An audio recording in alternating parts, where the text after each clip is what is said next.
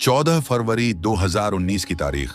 Jammu Srinagar national highway पर CRPF का एक कन्वॉय गुजर रहा था। 78 गाड़ियां और 2500 से ज्यादा जवान। सब कुछ नॉर्मल लग रहा था, पर तभी एक लिंक रोड से एक रेड कलर की मारुति इको कार तेजी से आती है और सीधा कन्वॉय के बीच चल रही बस नंबर HR 49F0637 से टकरा जाती है। एक जोरदार ब्लास्ट होता है जिसकी गूंज 10 किलोमीटर दूर तक सुनाई देती है। कुछ ही सेकंड्स में बस का नामो निशान मिट जाता है और सड़क पर फैल जाता है सिर्फ मलबा और खून। ये कोई एक्सीडेंट नहीं था, यह एक वेल प्लान्ड कॉन्स्पिरेसी थी जिसे हम ब्लैक डे के नाम से जानते हैं। लेकिन सवाल यह है कि आखिर इतनी बड़ी सिक्योरिटी के बावजूद यह कार वहां पहुंची कैसे?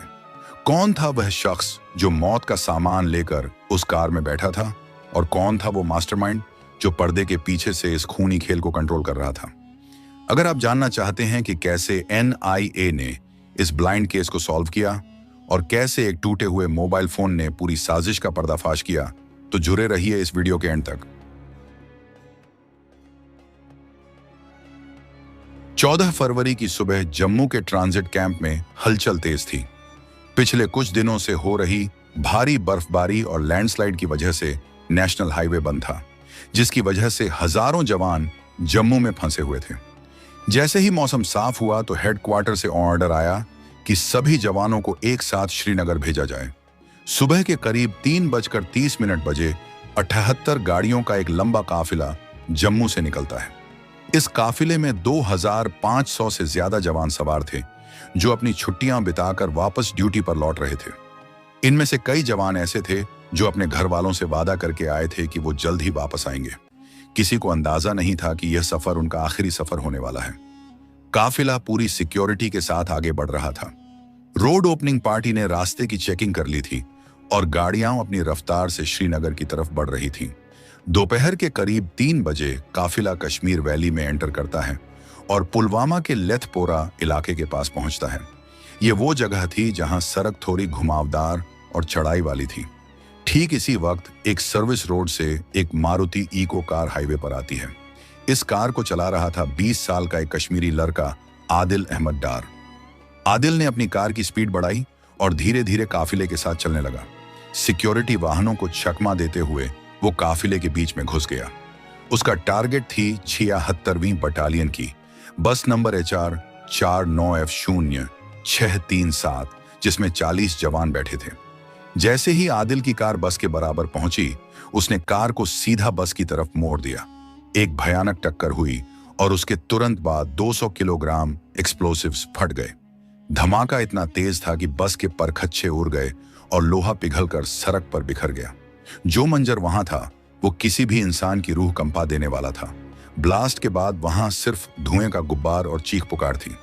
जो जवान दूसरी गाड़ियों में थे वो तुरंत नीचे उतरे और उन्होंने कॉम्बैट पोजीशन ले ली, क्योंकि उन्हें लगा कि शायद आतंकवादियों ने फायरिंग शुरू कर दी है। लेकिन वहां कोई फायरिंग नहीं हो रही थी। वहां सिर्फ मौत का सन्नाटा छा रहा था। बस नंबर HR 49F0637 पूरी तरह से राख बन चुकी थी। इस हमले में हमारे 40 बहादुर जवानों ने अपनी जान गंवा दी थी।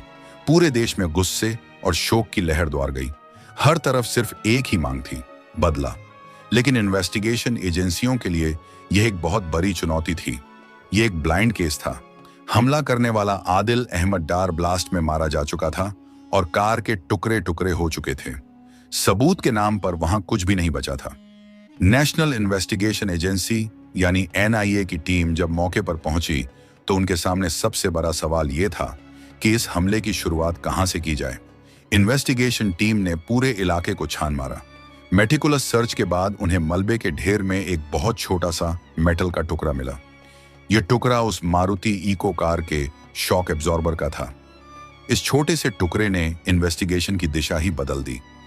इस पर कुछ नंबर लिखे हुए थे जो शायद आग की वजह से धुंधले हो गए थे, लेकिन फॉरेंसिक एक्सपर्ट्स की मदद से NIA ने इन नंबरों को डिकोड कर लिया। यह इंजन नंबर और चेसिस नंबर का हिस्सा थे। यही वो पहला सुराग था जिसने एजेंसियों को उस दरिंदे तक पहुंचने का रास्ता दिखाया जिसने इस कार को खरीदा था। मारुति सुजुकी के इंजीनियर्स की मदद से पता चला कि यह कार 2011 में मैन्युफैक्चर हुई थी और पहली बार अनंतनाग में बेची गई थी। लेकिन कहानी यहां खत्म नहीं होती। पिछले 8 सालों में यह कार 7 अलग अलग मालिकों के हाथ बिक चुकी थी। एनआईए की टीम एक के बाद एक सभी मालिकों तक पहुंची और अंत में उन्हें पता चला कि हमले से ठीक 10 दिन पहले यानी 4 फरवरी 2019 को यह कार सज्जाद भट्ट नाम के एक आदमी ने खरीदी थी।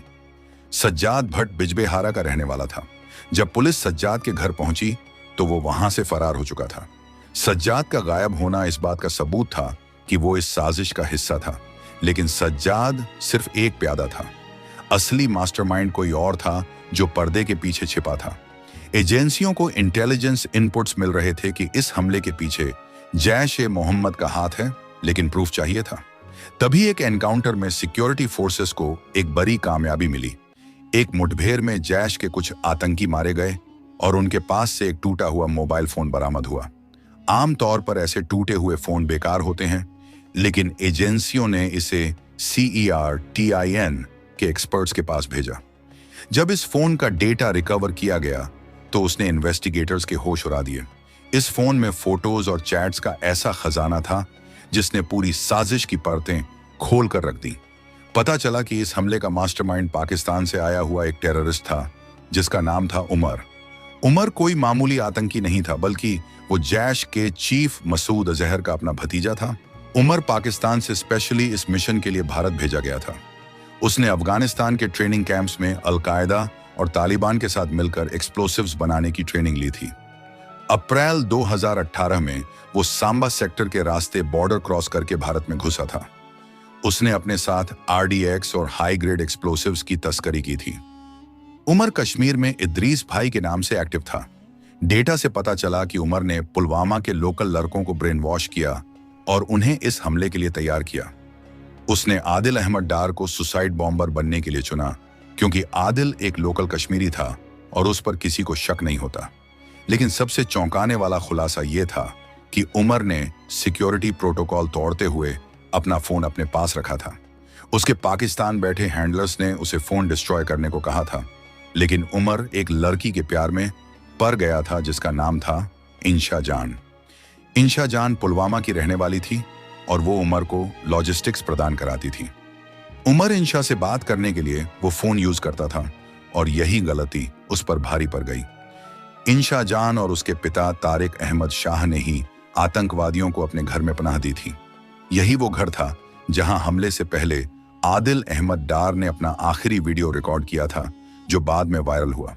रिकवर किए गए डेटा से पता चला कि यह साजिश कितनी गहरी थी। बॉम्ब बनाने के लिए अमोनियम नाइट्रेट और एल्यूमिनियम पाउडर का इस्तेमाल किया गया था। हैरानी की बात यह थी कि इन केमिकल्स को ऑनलाइन शॉपिंग वेबसाइट अमेजन से ऑर्डर किया गया था ताकि किसी को शक न हो। वाइजोल इस्लाम नाम के एक शख्स ने अपने अकाउंट से यह ऑर्डर प्लेस किया था। पुलवामा में शाकिर बशीर के घर पर आईडी को असेंबल किया गया। उमर, जो कि एक आईडी एक्सपर्ट था, उसने खुद अपने हाथों से बॉम्ब बनाया। कार को मॉडिफाई किया गया और उसकी पिछली सीट्स हटाकर वहां एक्सप्लोसिव्स से भरे कंटेनर्स फिट किए गए।